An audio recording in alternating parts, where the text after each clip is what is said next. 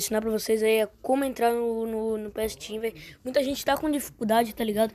Mas, mano, vocês vão aqui no Anonymous Mods, tá ligado? Mano, vocês não precisam de nada, tá ligado? Vocês não precisam de nada de...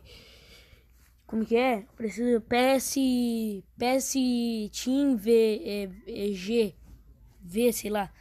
Vocês ativam só a VPN aqui, mano. Dá aqui, vamos voltar aqui. Vocês vêm aqui no PS Team. E, mano, na hora que vai entrar, velho, ele fecha, tá ligado? Fecha sem ninguém saber, tá ligado? O que aconteceu. Mano, você só clica aqui e desativa a VPN. Desativou a VPN, vocês dão entrar e já ativa de novo a VPN. Ativou, velho. Espera ativar a VPN ali no canto. Espera ativar. Espera um pouco, tropa, até entrar. Mano, ativou. Quer ver? Mano, aí, tropa. Aí entrou. Daí você espera dar um ok aí, mano. Já tá aqui, ó. Tá ligado? Mas, mano, todo mundo na hora que vai entrar, tá ligado? Ele dá um erro, tá ligado, tropa? Eu não vou conseguir entrar por causa que eu tô com VIP Mod Pro, tá ligado? Quando eu vou entrar, ele dá um erro de... Não dá erro, tá ligado? Ele aparece o login de VIP Mod Pro, mas daí não dá, tropa.